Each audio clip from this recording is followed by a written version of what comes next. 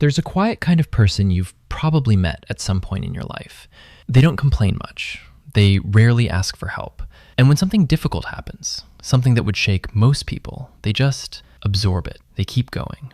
From the outside, they look strong, remarkably composed. But here's the thing.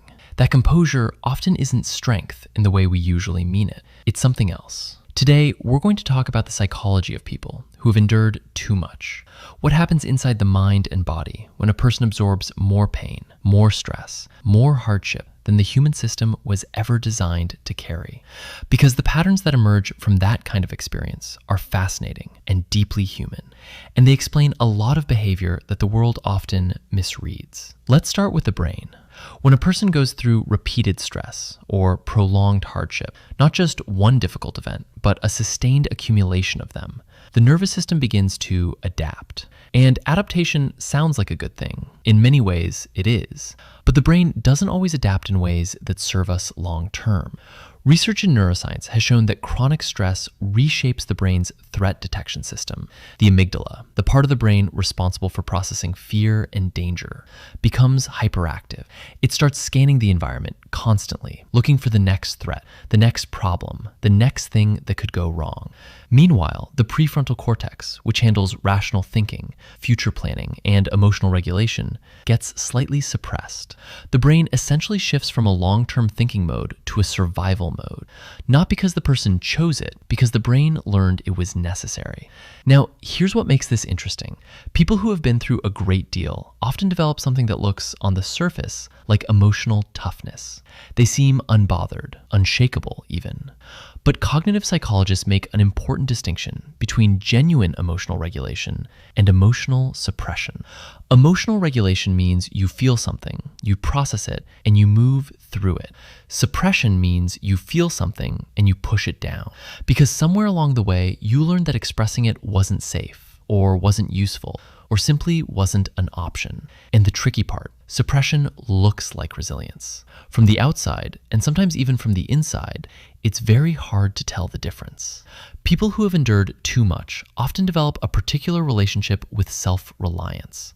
Because when you've needed help and it didn't come, or when asking for help made things worse, your brain logs that experience. It files it under, don't depend on others, handle it yourself, stay small, stay quiet, keep moving. This isn't weakness. It's a deeply logical adaptation to an environment where depending on others felt risky or unreliable. But this pattern comes with a cost. And this is where it gets worth pausing on. Think about someone you know, or maybe yourself, who seems to carry everything alone, who deflects concern when people offer it, who finds it genuinely difficult to receive care, even when it's offered sincerely.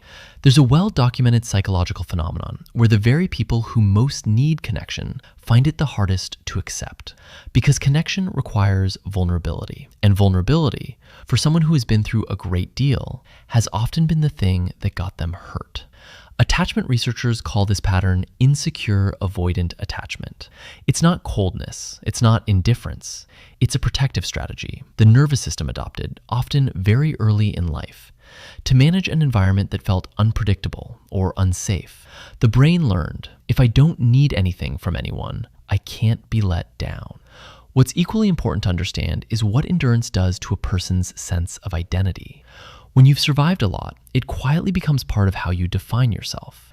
Your capacity to endure becomes the thing you trust most about yourself. And that can be genuinely powerful. But it can also create a subtle trap where rest feels like weakness, where slowing down triggers anxiety, where the absence of struggle feels almost wrong. Some people who have endured too much unconsciously recreate difficulty, not because they want to suffer, but because their nervous system has calibrated difficulty as normal. Calm, paradoxically, can feel like a threat.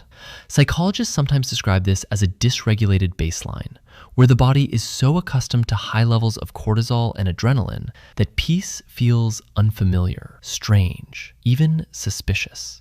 And yet, and this is the part worth sitting with, people who have carried tremendous amounts are often among the most perceptive, most empathetic, most quietly wise individuals you will ever meet. There is something that develops through sustained difficulty, a kind of emotional intelligence that can't really be taught, an understanding of human fragility, a patience for other people's pain, a capacity to stay steady when the ground shifts. The research on post-traumatic growth, the psychological phenomenon where people emerge from hardship with deeper meaning, stronger values, and a richer sense of self, suggests that endurance, when it's processed rather than buried, can genuinely reshape a person in profound ways. The key word, of course, is processed. Not suppressed, not performed, but actually worked through, ideally with the support of someone safe. So, the next time you encounter someone who seems impossibly composed, who deflects your concern with a quiet smile and a "I'm fine," consider what that composure might actually represent. Not the absence of feeling, not emotional strength in its purest form, but a nervous system that learned, very carefully, to carry weight without showing it. And if any of this resonates with something you recognize in yourself, that tendency to absorb rather than express, to keep moving rather than rest, to handle rather than lean, it might be worth asking a simple question. What would it feel like to let something be someone else's problem for once? Not because you can't carry it, but because you don't have to. Human behavior is rarely what it looks like from the outside, and the people who seem the most unbreakable are often the ones most quietly in need of someone who notices.